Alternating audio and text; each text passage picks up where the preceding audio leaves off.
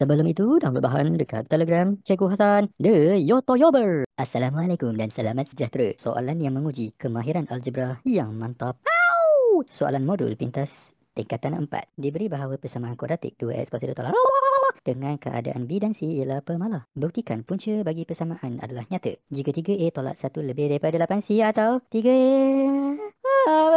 Bentuk soalan ini amat lain daripada lain. Biasanya kita ada X lagi besar daripada sesuatu dan X kurang daripada sesuatu. Jika pelajar perasan ada komponen yang berulang, 3A, 3A, 1, 1, 8C, 8C. Jika cikgu susunkan satu sebelah kiri supaya mirip dengan hijau sebelah kiri, biru pindah sebelah kanan, maka 3A tolak 1, 8C, kita akan dapati bahawa sebelah kiri nampak sama. Bukan hanya sama, tetapi sama juga dengan 3A tolak 1 yang ada dekat atas. Adakah ini kebetulan?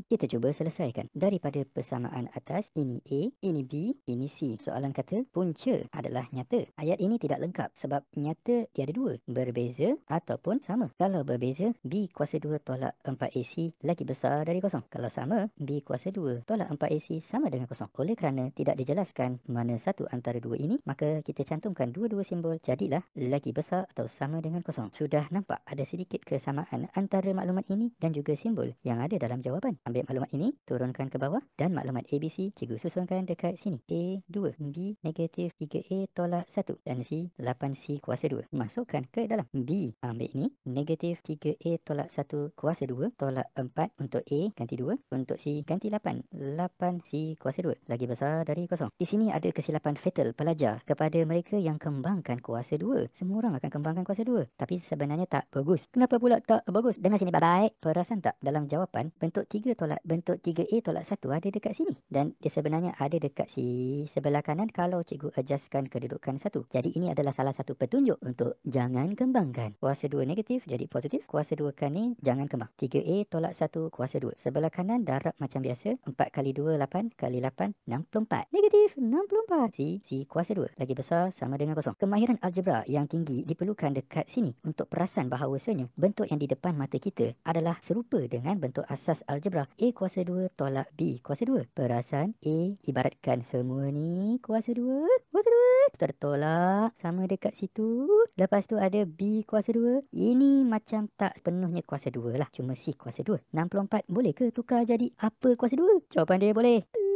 Salin balik. 3A tolak 1 kuasa 2 tolak 64 ialah 8 kuasa 2. C kuasa 2. Kalau dua-dua kuasa 2, kita boleh faktorkan kuasa 2 letak luar. Jadinya 8C kuasa 2. Yang lain salin balik. 3A tolak 1 kuasa 2 tolak lagi besar sama dengan kosong. Kawan-kawan, sekarang kita betul-betul telah dapat bentuk yang sama macam ni. Nampak? Sama. Tolak dekat tengah-tengah. Sama. Biru kuasa 2. Biru kuasa 2. Sama. Maka asas di sebelah kanan ini mengatakan kita boleh faktor A tolak B, A tambah B. Pakai dekat soalan ini, dia akan jadi hijau tolak biru. Hijau, 3A tolak 1, kuning, biru. Tutup bracket, sebab tu pun ada tutup bracket. Bracket lagi satu. Hijau, hijau, tulis kat situ. 3A tolak 1, kuning, tulis tambah biru. Biru, salin kat situ. 8C, tutup bracket, simbol ini salin balik.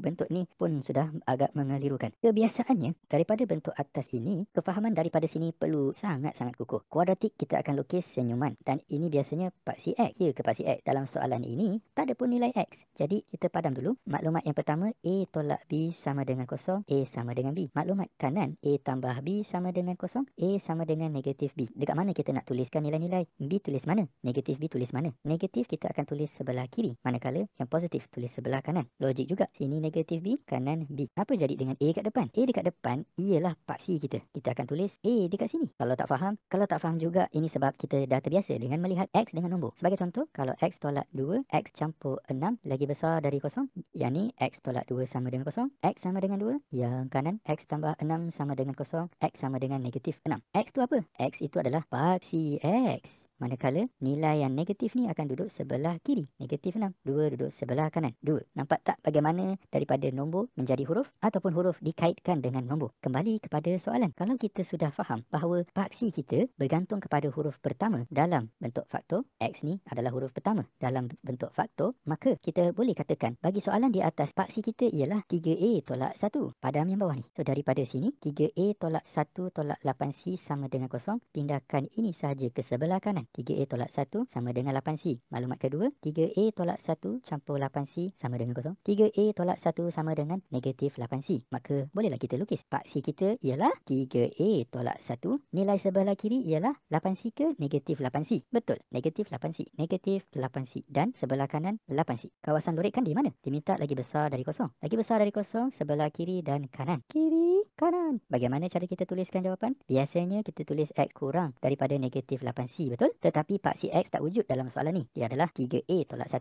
Padam 3A tolak 1. Untuk jawapan sebelah kanan, biasanya kita tulis X lagi besar. Oh ya, sama dengan. Sebab soalan pun ada sama dengan. Lagi sekali, untuk ruang sebelah kanan, X lagi besar daripada 8C. Tetapi paksi X tak wujud. Dia digantikan dengan 3A tolak 1. Di tengah-tengah tulis atau or. Lihat, adakah kita hampir dengan jawapan? Tanya atas.